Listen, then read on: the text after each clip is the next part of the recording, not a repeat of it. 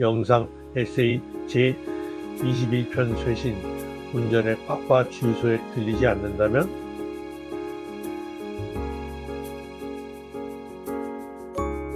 어느 리더십 워크숍에서 스티븐 코비 박사가 청중을 향해 물었다. 여기 운전하기 바빠서 주유소 들릴 시간이 없다는 분 안 계십니까?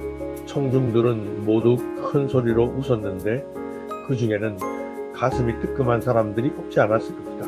비근한 예로 일에 쪼들려 식사도 제대로 못하고 자신의 건강을 돌보는 일에 소홀한 사람이 얼마나 부지기수인가?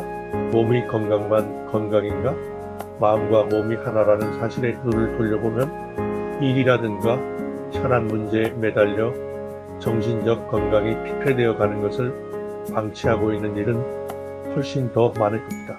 주유소에 들려 연료를 재충전하는 일을 계속 미루고 있다면 언젠가는 가솔린 탱크가 파닥나고 차를 길 한복판에 세워야 하는 일이 오는 것처럼 건강도 일을 쇄신하고 재충전하는 일을 계속 미룬다면 어떤 결과에 이르게 될지는 예측하기 어렵지 않다.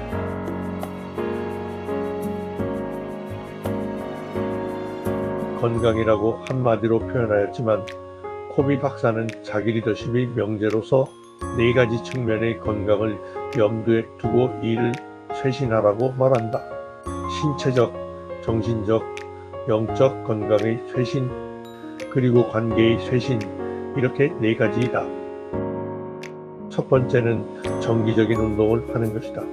자신의 체력 조건에 맞추어 하루에 얼마만큼이 되든 적당량의 운동을 빠짐없이 하는 것이 그것인데, 아다시피 빠짐없이라는 것이 지도성을 시험하는 큰 도전이 된다. 코로나19를 빌미로 자발적 폐관을 선택하였던 이글 쓸 때의 내 경우는 매일 호흡과 알아차림, 위주의 좌선을 1시간, 서늘한 저녁 시간을 기다려 아내와 함께 아파트 경내 걷기 1시간을 소화하고 있었다.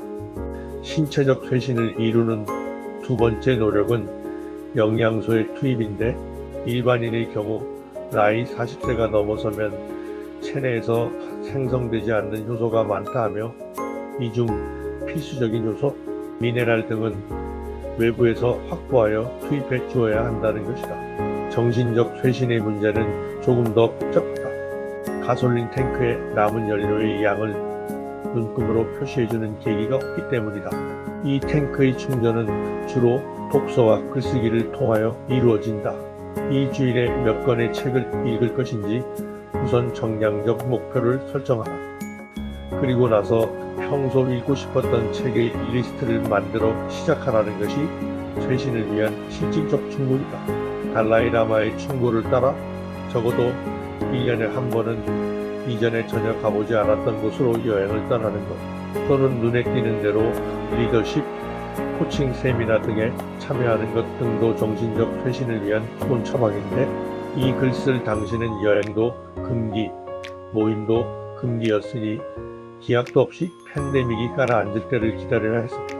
다행히 요즘에는 유튜브에 다양한 정보가 담겨 있어 이를 기묘하게 활용할 수 있었는데, 직거하며 새로 발견하였던 즐거움은 뉴욕 메트로폴리탄이 세계의 청중을 위해 공짜로 제공하는 오페라 공연, 비디오를 감상하는 것과 TED의 비디오 클립 중 리더십 코칭 관련 내용을 듣고 필요한 부분을 재편집하여 4분 이내짜리 축약된 강의 자료로 정리해 두는 1등이었다.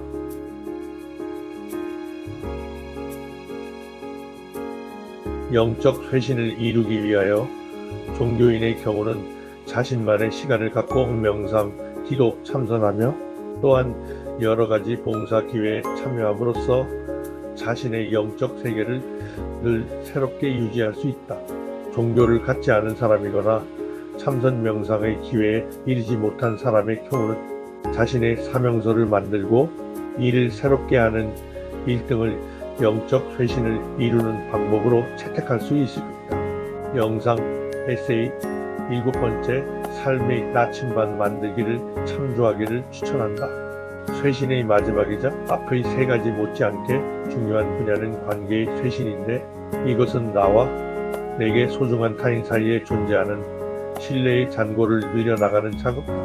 사람과 사람이 만나면 어느 경우나 두 사람만의 사이에 존재하는 신뢰의 양을 다 잔고로 하는 계좌가 하나씩 생겨나는데 이를 코비 박사는 감정은행 계좌라고 명명하였다.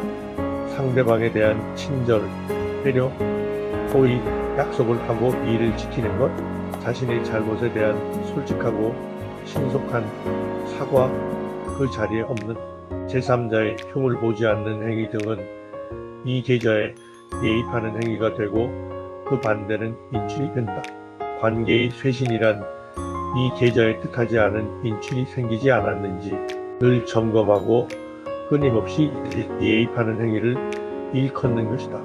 지난 8번째 영상 에세이 우선순위 관리에서 스스로 소중한 일의 리스트를 작성해 본 분은 기억하고 있을 겁니다. 소중한 것들의 목록에 올라간 일들은 어떤 공통점을 갖고 있는가? 이들은 모두 관계를 새롭게 하고 강화하는 감정은행 계좌 예입에 관련되어 있습니다. 일과 나와의 관계, 내 안에 있는 여러 나 사이의 관계, 그리고 나와 소중한 타인과의 관계를 끊임없이 쇄신하는 일들이다. 쇄신은 지렛목을 옮겨 힘의 효과성을 높이는 일, 팔의 시위를 당겨 팽팽하게 하는 일등과 같은 창조적 긴장을 유지하는 일이므로 나무꾼이 자신의 톱이 무뎌지지 않도록 정기적으로 톱날을 가는 일에 비유된다. 이 일들은 그 중요성으로 보아 우리가 현재 직면한 어떤 일과 비교하여도 분명히 그 우선순위가 더 높음에도 불구하고 우리는 이를 긴급하지 않은 일로 치부하고 미루게 된다. 언제든 마음만 먹으면 할 수 있다는 그릇된 믿음에 속기 때문이다. 오늘 이 글을 읽고 앞의 4가지 분야에 대한 쇄신을 실행하기로 마음속으로 결심한 독자가 있었답니다. 그가 오늘 결심한 쇄신의 행위를 며칠이나 지속할 수 있으랴? 이 점에 대하여는 이미 옛날부터 정답이 나와 있다. 길어야 3일이라는 것이다. 작심삼일이란 말이 있는 연유이다. 그러면 이와 같은 실행 상의 문제를 어떻게 해결할 수 있나? 그것도 이미 해답이 나와 있다. 3일마다 작심하면 된다는 것이다. 그러므로 쇄신을 통한 자기 발전은 언제나 결심, 실행, 좌절, 결심, 실행이 되풀이되는, 그러나 어느 순간 돌아와 자신의 떠난 자리를 저만치 아래에 내려다보게 되는 나선형의 향상 곡선이 되는 것이 정상이다. 그렇지 않다면 많은 성현들이 정진을 권면하는 말씀을 그처럼 많이 남기실 까닭이 어디 있겠는가?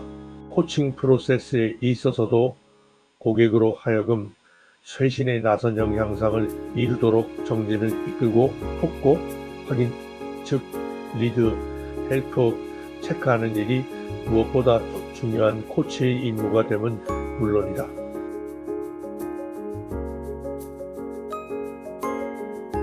다음 영상 제목은 고객이라는 강을 헤엄치기